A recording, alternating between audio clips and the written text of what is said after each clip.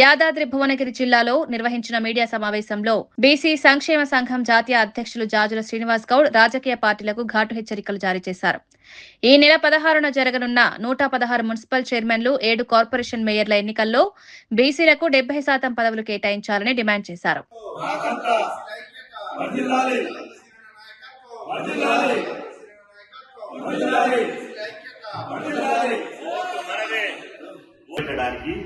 BC సమాజం సిద్ధమైతుందని చెప్పి సందర్భంగా హెచ్చరిస్తున్నాం. మీడియా మిత్రులకు నమస్కారం.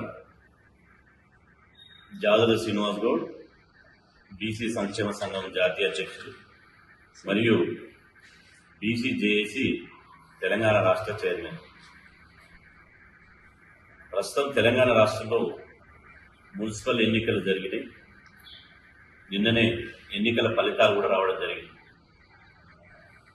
ఈ మున్సిపల్ ఎన్నికల్లో బీసీలో జనరల్ స్థానాల్లో దాదాపు అన్ని పార్టీల నుండి బీసీలు సుమారుగా 70% మంది బీసీలు బరిలో ఉన్నారు.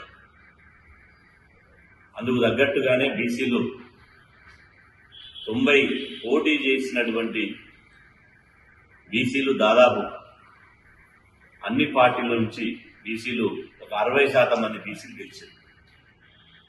ఇది నిజంగా ఒక చరిత్ర. ఇది బీసీలో వస్తున్నటువంటి రాజకీయ చైతన్యానికి, ఒక సామాజిక చైతన్యానికి, తెలంగాణ రాష్ట్రంలో బీసీల రాజకీయ శకం ప్రారంభం కావడానికి, బీసీల సునామీ సృష్టించడానికి ఈ ఎన్నికల ఫలితాలే నిదర్శనంగా మేము భావిస్తున్నాం. గతంలో జూబ్లీహిల్స్ ఎన్నికల్లో, ఉప ఎన్నికల్లో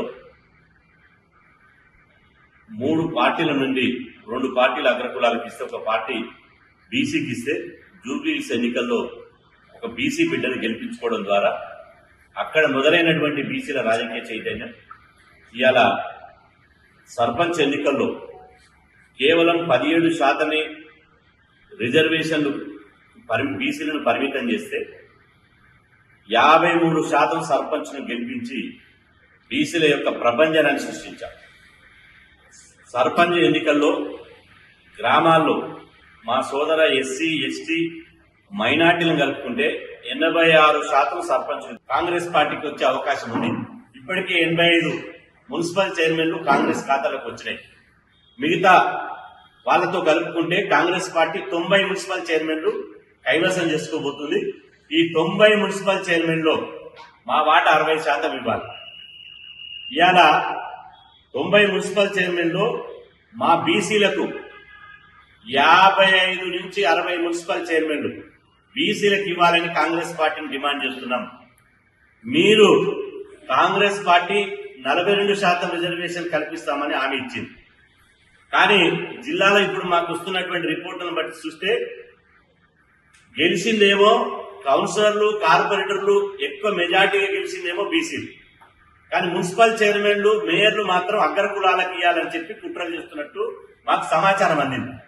మీరు కనుక అట్లా ఇస్తే ఏ ఎమ్మెల్యే గాని అగ్రకులాల ఎమ్మెల్యేని హెచ్చరిస్తున్నా, మీరు బీసీల ఓట్లతోటి ఎమ్మెల్యేలు అయ్యారు. బీసీలను రాజకీయంగా వాడుకొని ఎమ్మెల్యేలు అయ్యారు.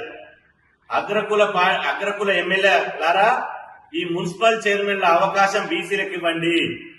మున్సిపల్ చైర్మన్లు బీసీలవి, బీసీ రిజర్వేషన్లకు వచ్చినాయి. జనరల్ స్థానాలు అనగానే రెడ్డి రావులై కావు, గుర్తుపెట్టుకోండి. జనరల్ స్థానాలంటే రెడ్డి రావులై కావు, పటేండు దొరలై కావు. ఇది బీసీలవు. ఏ ఎమ్మెల్యే అయితే ఇలా మున్సిపల్ చైర్మన్లుగా బీసీలకు అవకాశం ఇవ్వరో ఆ ఎమ్మెల్యేల ఇళ్ల ముందు ధర్నా పెడతాం, ఆ ఎమ్మెల్యేల ఇళ్లను ముట్టడిస్తాం, ఆ ఎమ్మెల్యేల ఇళ్ల ముందు చావుడప్పు మోగిస్తాం, మిమ్మల్ని బీసీ ద్రోహులుగా ప్రకటిస్తాం. ఏ ఎమ్మెల్యే అయితే అగ్రకుల ఎమ్మెల్యే బీసీ కౌన్సిలర్లు, కార్పొరేటర్లు మెజార్టీ గెలిచినా ఇలా అగ్రకులాలకు, ముఖ్యంగా రెడ్డిలకు, రావులకు మున్సిపల్ చైర్మన్లు, కార్పొరేషన్ మేయర్లు మీరు పదవులు కట్టబెడితే మిమ్మల్ని బీసీ ద్రోహులుగా ప్రకటించి 2028లో జరిగే ఎన్నికల్లో మిమ్మల్ని ఓడించి శంకరగిరి మాన్యాలు పట్టిస్తాం బిడ్డ అని చెప్పి సందర్భంగా హెచ్చరిస్తున్నా. ఏం తమాషా చేస్తురా? ఈ ఓట్లు మావైతే సీట్లు మీ ఎట్లయితాయి? 60% ఓట్లు బీసీలవి, 60% మేయర్, 60% కౌన్సిలర్ సీట్లు, 60% కార్పొరేట్ సీట్లు బీసీలే అయితే మరి 60% మున్సిపల్ చైర్మన్ సీట్లు బీసీలే కావాలి కదా. 60% మున్సిపల్ సీట్లు బీసీలే కాకుండా ఈ పిడికెల్ శాతం ఉన్నటువంటి 5% కూడా లేనటువంటి రెడ్లు, 0.5% కూడా లేనటువంటి వెలమలు, అదేవిధంగా 1% లేనటువంటి కమ్మలు, అదేవిధంగా గోమట్లకు మీరు గనక వాళ్ళకు డబ్బు సంచులు ఉన్నాయి, వాళ్ళకు కులం ఉంది అని చెప్పి అగ్రకుల ఆధిపత్యంతో గనక వాళ్లకు చైర్మన్ పదవులు కట్టబెడితే మిమ్మల్ని ద్రోహులుగా పరిగణిస్తాం. ఉదాహరణకి ఇక్కడ భువనగిరి ఉంది. భువనగిరిలో మొత్తం మున్సిపల్ కౌన్సిలర్గా, కార్పొరేటర్లుగా, మేజర్గా మొత్తం గెలిచింది ఎస్సీ, ఎస్టీ, బీసీ మైనార్టీలే.